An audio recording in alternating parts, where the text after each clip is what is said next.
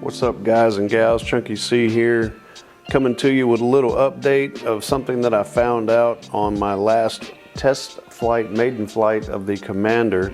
If you watch that video, you know I had problems with some telemetry signal loss and some RSSI warnings. I wanted to bring you an update what I found out about that, and also a little something that I ran across in the manual. So let's get to it.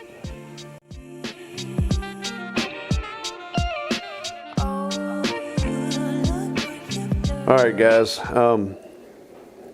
if you remember the failed Maiden video, if you watch that, you'll notice when I did the Maiden video of the Commander, as soon as I took off, made a turn, I started getting telemetry warnings, lost telemetry. I started getting RSSI critical warnings, and I decided to bring it in and land it and not chance it. I've done a lot of research on that since then. I've been, golly, man, there's a lot of people out there having problems with Spectrum and a few other receivers, sending telemetry warnings and stuff like that. And what I learned is, well, I already knew it, but I didn't put two and two together. Telemetry on Spectrums is what they call flyby telemetry. What does that mean? It means it's a very low signal coming off of the receiver that the radio and the receiver can talk back and forth. When you use it with a Spectrum radio, it's fine. It's all calibrated, everything works, everything talks, everything jives. And the way that works is when the plane flies by, basically it takes a little screenshot of all your telemetry. Whenever it gets into range, it sends the information, and whenever it flies out of range, it waits till it comes back and it gets another little snippet of information. But when you bind a Spectrum receiver to a radio like the TX16S Radiomaster or some of the other multi-protocol radios, apparently these radios see that as a weak signal, and sometimes will actually interpret that as an RSSI signal, as the actual RF link to the receiver. So everything that I have read, they all say go in and turn off your telemetry alarms. Do not disable telemetry. You want to keep that, you want to take a look at what you got, but turn off the alarms. That way it's not squawking at you the entire time that you're flying and driving you crazy and aggravating the crap out of you.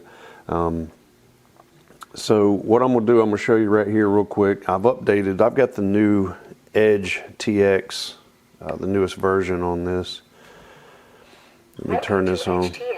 Throttle warning, throttle cut, flaps up, high rates.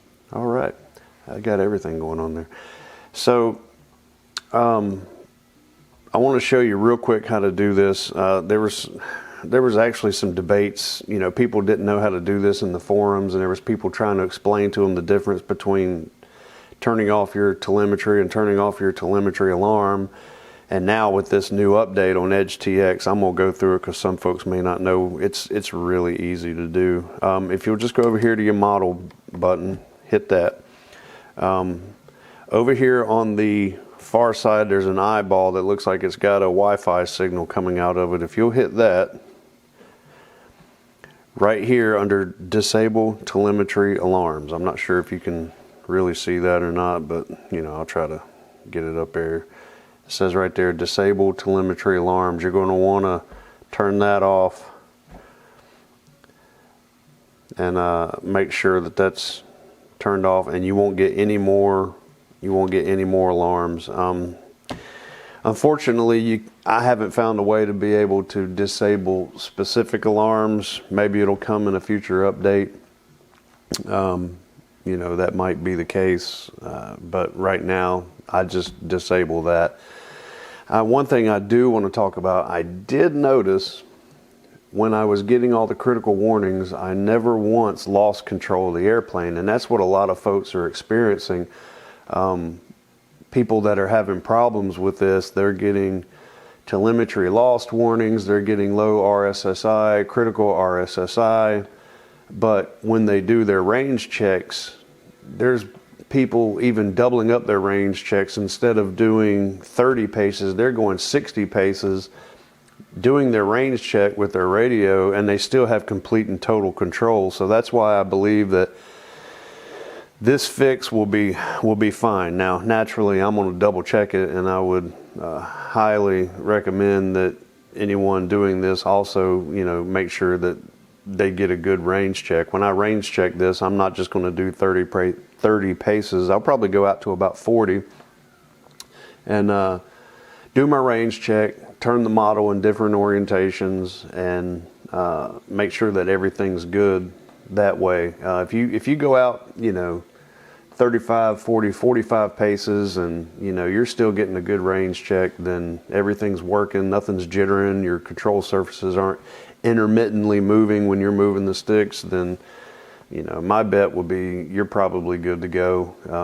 It's a standard range check, that's why we do it, and I believe what these guys are saying. And actually, as I went through and I did the research on Spectrum's website, read up on their flyby telemetry, it is a very low signal, low latency signal that this very well could be interpreting as a weak signal, RF signal. So with that being said, I wanted to also talk to you guys about something that I found in the maintenance manual. So let me turn this off real quick.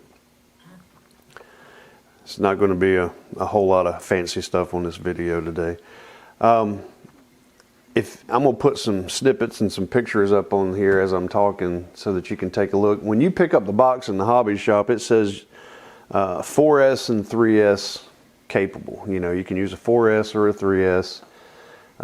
You go on the website, it says 4S, 3S. When you go into the manual, through the entire manual, they say 4S recommended. All over the box, they say 3 and 4S. And all the way down on page 11, where it's install the propeller, I found one little piece of information that could have really made a difference if I had paid attention when we were trying to do that quick build video and everything. I think we were distracted and whatnot. But on page 11, under propeller usage, the propeller that comes with the plane is for a 4S. If you want to use a 3S, a 13/8 propeller is needed, and in parentheses it says sold separately. So I got to get another propeller, or I'm going to go to a 4S battery. I would kind of like to do just get another prop, get the 13/8, put it on, and I'd like to fly it with the 3S so I can see how it feels, and then swap the props out and go with a 4S. Currently, I don't have any good 4S batteries that are that size. I need to pick up, a couple of them, but I'm kind of trying to decide what I want to do. Do I just want to say screw the 3S and the prop and just get some 4S batteries and go fly it, or do I want to try it on the 3S and then fly it on the 4S and try to give a good comparison? That way I can give a really good review on what I think of the plane. You guys let me know down in the comments, what you think I ought to do. There's a lot of folks out there that have flown this plane, and they have said, hey, this thing's is great to fly on 4S or 3S, but when I flew it that day and it took off, it could barely get out of its own way, and I was like, man, this just does not feel like I'm going to like 3S at all. And then a couple of days later, looking through the manual, I saw that and the light went off. I was like, well, you big dummy, that's probably why I was flying sluggish. It didn't have the right prop on it. But guys, I'm gonna get out of here. I got some more stuff to do. Got an unboxing video coming up. I'm not gonna tell you what it is. You'll just have to see what it is. You might know what it is already if you've been following some of my shorts, but I'm gonna get out of here, guys. Let's get some of this stuff done, and I hope everybody has a good day, enjoying your weekend, and like always, until the next episode, peace.